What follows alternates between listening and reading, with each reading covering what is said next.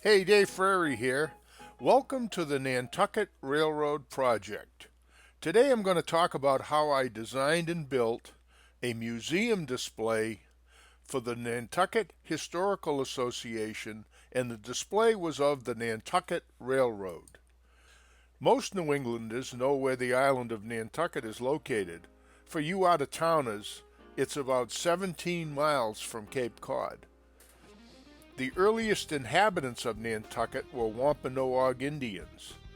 In 1659, a group of 9 Massachusetts Englishmen purchased the island for £30 and 2 beaver hats. Their purpose was to raise sheep as well as to find refuge from the religiously intolerant Puritans. In 1672, looking for an additional source of revenue, the islanders recruited whaling men to settle on the island and teach the islanders how to capture whales and obtain the oil. Whales were abundant at the time and could be harpooned close to shore. In 1712, a captain blown off course took the first sperm whale. Since it was larger and its oil was far more valuable, the hunting of sperm whale became very profitable. Thus began the era of Nantucket whaling, an economic boom for the island. In 2008, I had the pleasure to build an ON-30 model railroad for the Nantucket Historical Association at the Whaling Museum on the island of Nantucket, Mass. I started discussions with the museum in October 2007, and I delivered the project on May 5th, 2008. The display was 28 feet long, it was ON-30, it was interactive, and it was built based on historic photos of Nantucket's 3-foot gauge railroad as it looked in 1910. The railroad was a true commuter line, one of the first in New England. The Nantucket Historical Society opened their files of digitized photos, and my research consisted of studying the photos and reading several accounts of life on the island at the time. I learned that the 11.5-mile-long railroad moved passengers from the steamboat wharf in Nantucket Town to the resort hotels in Sconset, with stops at Surfside and Tom Never's Head along the way. As I got deeper into the research, I could date the photos within 2 or 3 years by the rolling stock and engines and by where the structures were located. It seems that wood was scarce and money was tight after the whaling industry collapsed and the Civil War ended. So a building in an 1890 photo could appear in a different location in a 1910 photo. Once I figured out where the buildings had gone, I could estimate the date of the photo. This Mason bogie type engine was leased from the Boston Revere Beach in Lynn. They had 32 of them, so I guess they didn't miss this one. It was the Nantucket Railroad's second engine. Storms played an important role in the history of the railroad. A severe winter or spring storm would wipe out roadbed, track, and an occasional railroad building. Every spring, track gangs and carpenters came down from Boston to make repairs. These spring repairs were one of the reasons the railroad never made any money. The only remaining artifact, other than an engine bell, is this coach, and it's now part of the Club Car Restaurant on Main Street in Nantucket Town. Here's the island in 1898. The railroad picked up passengers at the steamboat wharf in Nantucket Town and then headed south and proceeded to the east side of the island. The first stop was Surfside, where a developer was trying to sell lots and start a summer tourist business.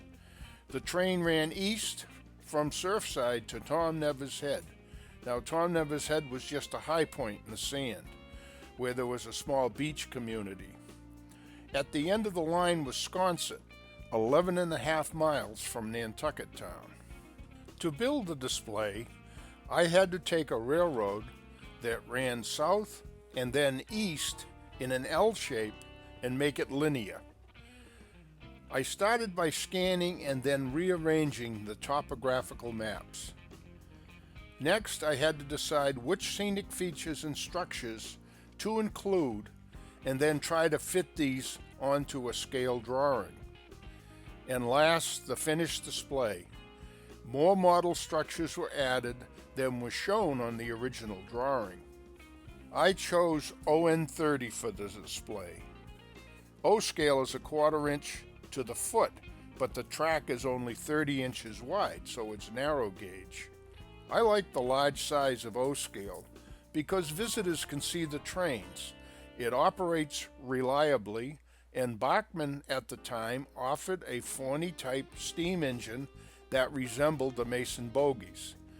The Forney was equipped with sound, and it ran on DC. The display was built in 4 sections to facilitate the move from my workshop to the museum. The museum originally wanted to move the display to a smaller area after the first season, so the 2 end sections were made so that they could be joined and the track would line up. I used masonite for the water surface. It's stable, hard, and has a smooth surface. Here the harbor has been sketched in on that surface. Over the masonite, I used 2-inch thick styrofoam for the land areas.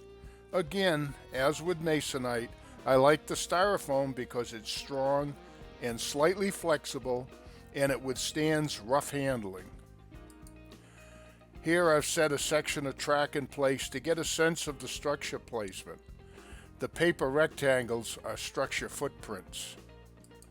I started building at the Nantucket Wharf end of the display and worked my way to the east end of the island, to Sconset. Here Dave Maynard is test fitting a fascia board. When the display is finished, the fascia will be covered with 1/4 inch thick black wool felt. The display was made to be 3 feet wide, but the frame was made to fill a stage area on which the display was mounted. The background curves or bellies in to match the front curve of the display. Here Hal Reynolds is planning the photo backdrop. More structures are test fit on the wharf and Commercial Street. I started to add green grass texture here. You'll notice the line level on the loading dock. The display was continually checked to make sure that every part was square and level. In the foreground, I'm working on the contours and vegetation for Goose Pond. The pond sits at the end of Washington Street in Nantucket, and you can still walk across it on the old railroad roadbed. All the structures on the display were built using historic photos as a guide. Since all of the reference material was in black and white, I had to guess at the coloration. I made the structures on the pier more colorful than those on the rest of the display. The pier buildings were continuously destroyed by winter storms and were rebuilt almost every year. Hal started the background while the display was being built.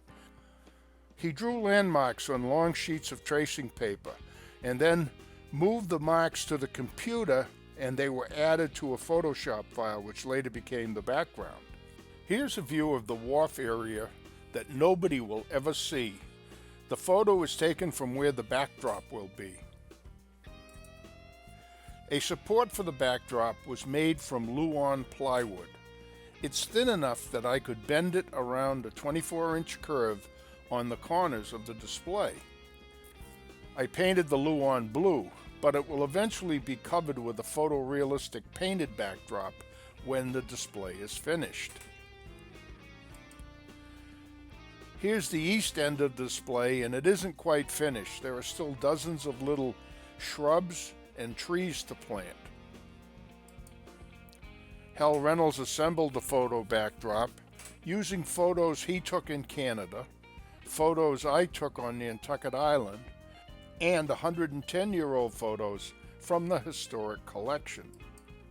The hard part was getting the background aligned with the foreground. At the top is the complete background, all 31 feet of it. It's 2 feet high. Below are some of the photos that Hal used to create it. We did dozens of tests to get all of the elements of the backdrop to line up with the foreground. We also had to color match the background foliage with the display colors. The buildings on the background were copied from the old photos. We scratch-built 32 structures of different sizes and shapes, and each had to be a close match to the historic photos. Building 32 structures in 6 months was quite a challenge. All the structures on the island, except the railroad buildings, were covered with 5-inch by 5-inch cedar shingles. No model railroad manufacturer makes New England-style cedar shingles in O-scale, so I had to manufacture them myself. I laid up O-scale and S-scale shingles on sheets of plexiglass and made rubber molds of them. Resin was poured into the molds to make the structures, walls, and roofs. I show you how I did it in my DVD called Easy Casting Techniques. And here's the mold.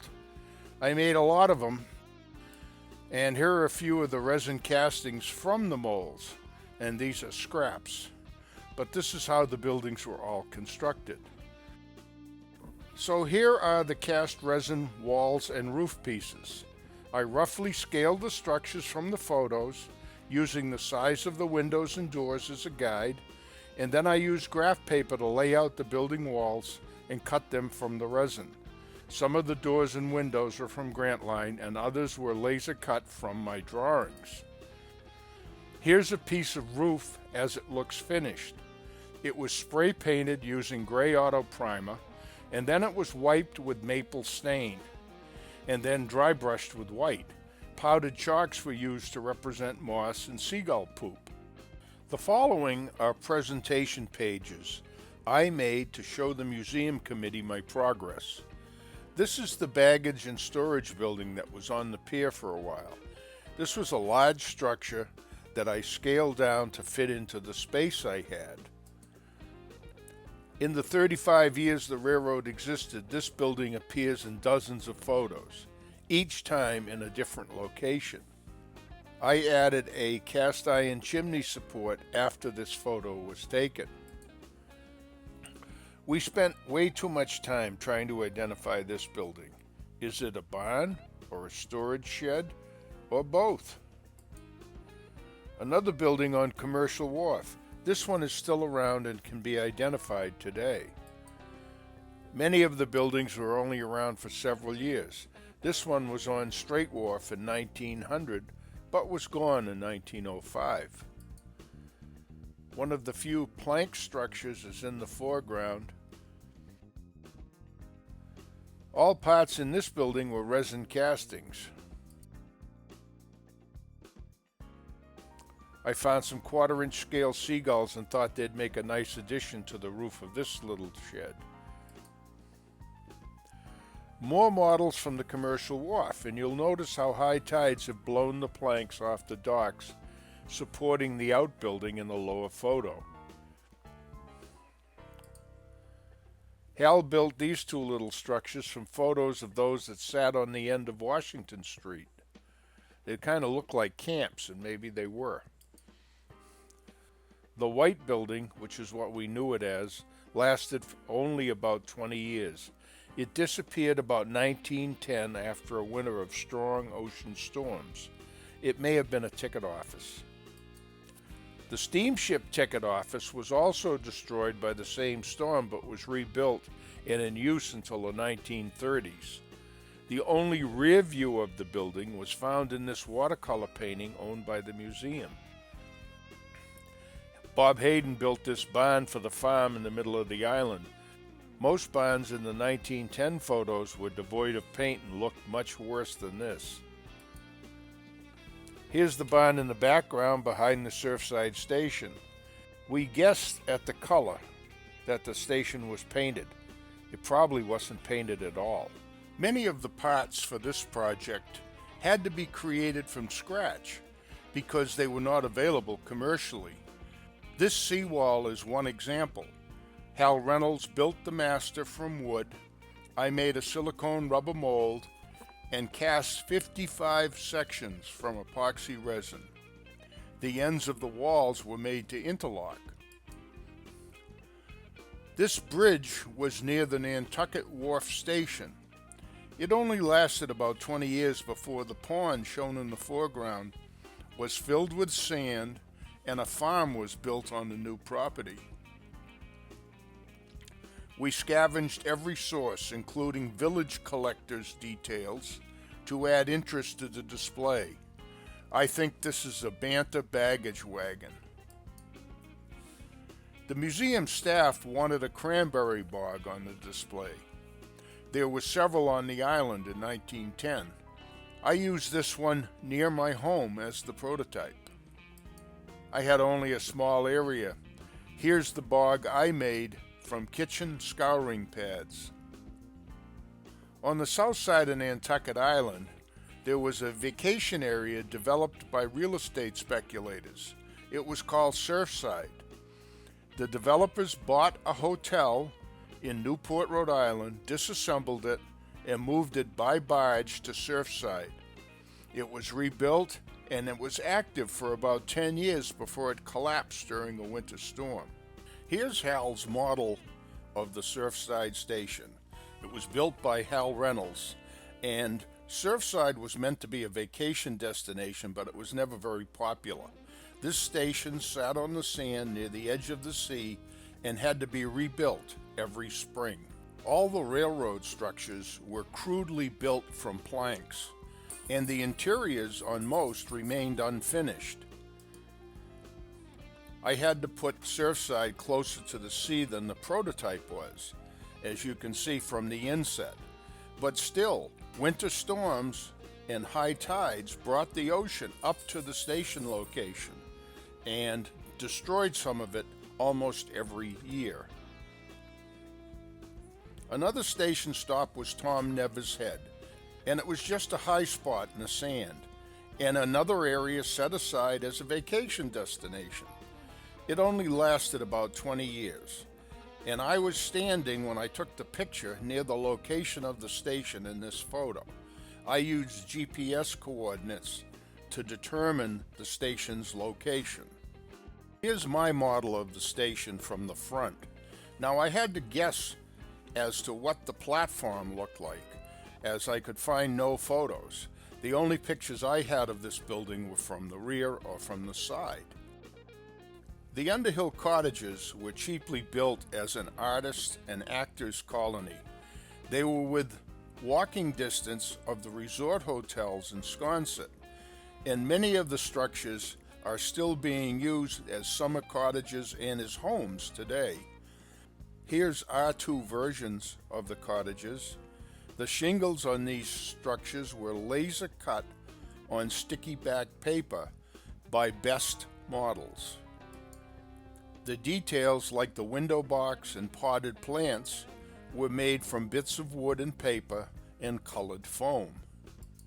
The Underhill structure in the rear was taken from a historic photo and added to the backdrop using Photoshop. Here's the Sconset end of the display before the trees were added.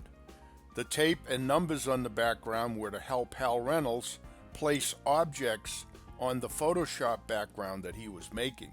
The Indians who originally inhabited the island called it Sconset, but the name has been shortened to Sconset today. This was where 90% of the tourists went during the summer. A postcard from the 1900s showing the Sconset station. They've got a hell of a nerve on the postcard calling this little train the 20th Century Limited. Here's my little model of the Sconset station. All the structures had LEDs mounted in them for lighting. The LEDs last almost forever and have a very low current draw. I used a 1.5 volt DC power supply made by Dali Electronics to power all of the LEDs on the display. In Sconset there were 2 big hotels plus dozens of guest houses. I made a paper mock-up of this structure to get it to fit in the space I had available. I had Scale Limited laser cut the porch railings to be accurate. You'll notice each floor has a different railing pattern. The carpenters must have had a lot of time on their hands here. Here's my hotel model under construction. I scaled the size of the building from the size of the windows on the prototype. The best match I had was the Grant Line 2/2 S-scale windows. Here's the hotel with the railings in place, but before the scenery was finished.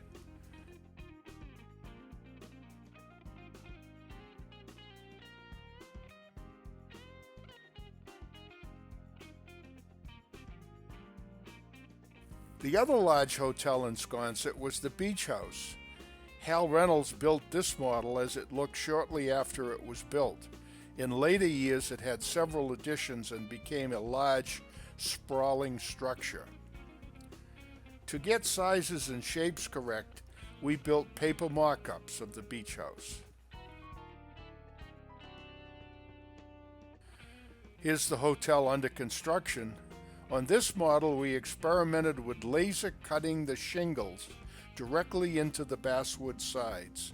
It really helped speed up the building process. Hal made a wood master and then a mold and resin cast these dormers. The windows are finished with shades cut from paper and lace curtains which were directly painted on the back of the plastic glass that was in the windows. Here's the finished building. The words Beach House were from homemade decals made on an Alps printer. I was lucky when I started the project because Bachmann had introduced an engine and passenger cars that were close to the size and shape to those used on the railroad. One of the first pieces of rolling stock the railroad owned was this open-air coach.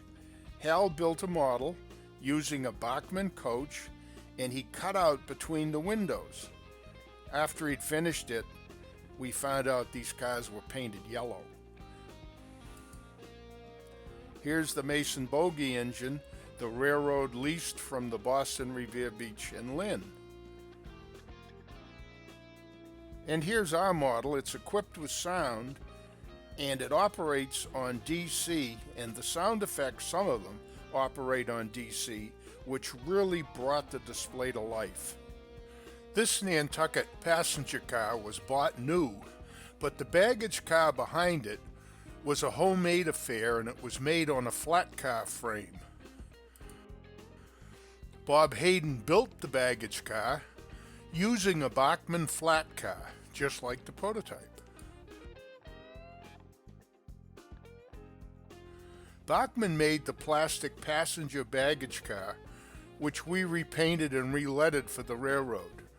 We made our own decals using an old Alps printer. Here's the coach by the station in Nantucket. The addition on the back of the station is an outhouse. There were two. They dropped directly onto the sand.